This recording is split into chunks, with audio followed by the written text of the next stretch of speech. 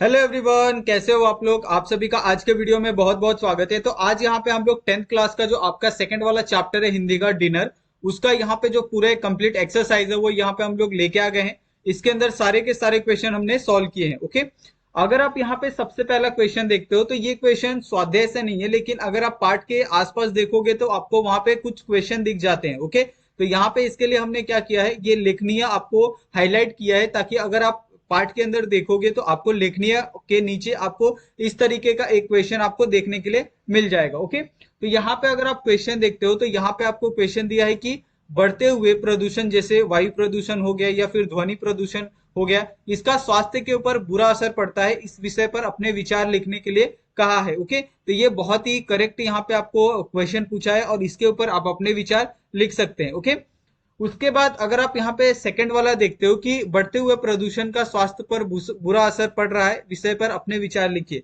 तो आप इस विषय पर क्या कहना चाहते हो, इस पे भी आपको अपने विचार लिखने हैं। यहाँ पे आपको आंसर पूरा कंप्लीट दिया गया है। ओके, उसके बाद यहाँ पे नेक्स्ट यहाँ पे जो है पठनीय से है, जिसमें आपको पूछा गया है कि अपने परिवेश में यातायात सुरक्षा संबंधी लगे पोस्टर विविध पथ तथा विज्ञापन पढ़िए तथा कक्षा में लगाइए। ओके, तो यहाँ पे आपको आसपास बहुत सारे जो पोस्टर होते हैं एडवर्टाइजमेंट के, आपको आसपास देखने के लिए मिलते हैं, जो परिवहन है उसकी तरफ से लगाए जाते हैं। ओके, सेफ्टी के रिगार्डिंग। तो यहाँ पे यातायात सुरक्षा पर पोस्टर, तो यहाँ पे आप देख सकते हैं एक टॉपिक है, उसके ऊपर यहाँ पे आपको पोस्टर दिया रहता है। यहाँ पे आपको दूसरा यहाँ पे एक और पोस्टर यहाँ पे दिया गया है। ओके, और यहाँ पे अगर आप नेक्स्ट देखोगे तो यहाँ पे आपको एक और तीसरा पोस्टर दिया गया है। तो टोटल यहाँ पे हमने 3 पोस्टर यहाँ पे निकाले हैं। ओके, तो उसके बाद यहाँ पे अगर आप नेक्स्ट क्वेश्चन देखते हो जो है आपका श्रवणीय, ठीक है, जिसमें आपको क्वेश्चन पूछा गया है कि आजकल वृद्धों का जीवन कष्टमय होता जा रहा है, किसी वृद्ध से मुलाकात करके उससे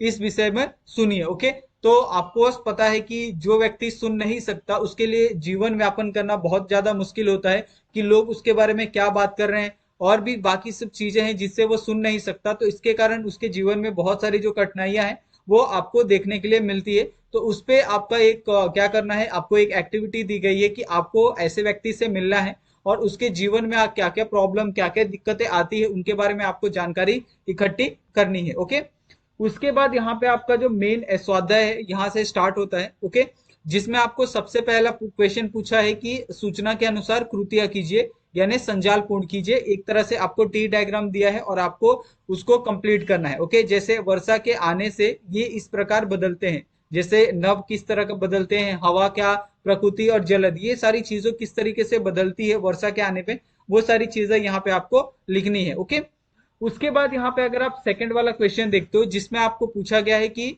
ऐसे 4 प्रश्न तैयार कीजिए जिनके उत्तर निम्नलिखित शब्द हो। ओके, और ये शब्द कौन कौन से हैं, गर्मी और घुटन, सड़क, नौकरी और शास्त्री नगर। ओके, तो इनके ऊपर आपको क्या करना है, कुछ प्रश्न आपको तैयार करने हैं। और यहाँ पे अगर आप नीचे देखोगे तो नीचे आपको क्वेश्चन आंसर दोनों यहाँ पे देखने के लिए मिलेगा। ओके, उसके बाद यहाँ पे नेक्स्ट यहाँ पे क्वेश्चन पूछा है कि उत्तर लिखिए पाठ में प्रयुक्त और इस लेसन में आपको कौन कौन से पात्र दिखते हैं। ओके, तो इसमें है आपका उर्मी और रिक्शा वाला, यही 2 मेन कैरेक्टर इसके अंदर प्ले कर रहे हैं। ओके, उसके बाद यहाँ पे नेक्स्ट आपका है उत्तर लिखिए, जैसे पाठ में प्रयुक्त वाहन मरम्मत के लिए आवश्यक साधनों के नाम। ओके, यानी आपको पता है कि एक मैकेनिक के पास जो वाहन होते हैं, गाड़ियां होती है, उनको बनाने के लिए क्या क्या चीजें होती है, क्या क्या औजार होते हैं, उसी तरीके से पाठ में ऐसे कौन से औजारों का उल्लेख किया गया है उसके बारे में यहाँ पे आपको जानकारी देनी है। और यहाँ पे आप देख सकते हैं कि पूरा जो आंसर है वो आपको लिख के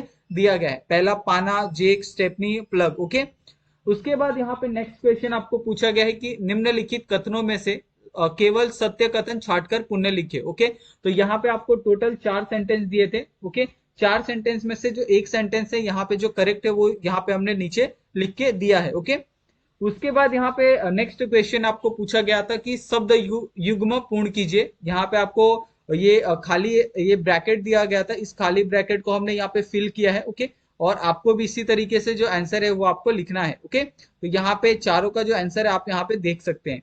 उसके बाद यहाँ पे आपका नेक्स्ट क्वेश्चन है वो है अभिव्यक्ति। ओके, घर के कामों में प्रत्येक सदस्य का सहयोग आवश्यक है, इस पर अपने विचार लिखिए। ओके, तो ऑफकोर्स आपके घर में बहुत सारे काम होते हैं, चाहे त्योहार के दिन हो या फिर ऐसे घर की साफ सफाई करनी हो, तो इसके लिए प्रत्येक व्यक्ति का सहयोग होना बहुत ज्यादा इंपॉर्टेंट होता है। क्योंकि अगर एक व्यक्ति पूरे घर का काम करते रहेगा तो उसको बहुत समय लगेगा और वो थक भी जाएगा। लेकिन अगर पूरे परिवार का अगर सहयोग मिलता है तो वो काम बहुत तेजी से होता है और काम बहुत जल्दी भी कंप्लीट हो जाता है। तो इसके ऊपर अपने जो विचार है वो आपको यहाँ पे पूरी तरह से अच्छे से स्पष्ट करके लिखने हैं और यहाँ पे आंसर भी आपको लिख के दिया गया है। ओके, उसके बाद यहाँ पे नेक्स्ट जो क्वेश्चन है वो है भाषा बिंदु। ओके, जिसमें आपको पूछा गया है कि निम्नलिखित वाक्यों में से उचित विराम चिन्ह लगाकर वाक्य फिर से लिखिए। ओके, तो यहाँ पे अगर आप देखोगे तो यहाँ पे टोटल आपको 10 ऐसे वाक्य दिए हैं जो बिना विराम चिन्ह के हैं। आपको क्या करना है, इन 10 के 10 वाक्यों में विराम चिन्ह लगा के लिखना है। अगर आप इसका आंसर देखते हो तो यहाँ पे इसका जो आंसर है वो आपको लिख के दिया गया है, पहला, दूसरा, तीसरा, चौथा, पांचवा, छठवा, सातवां, आठवां, नौवां एंड 10वां।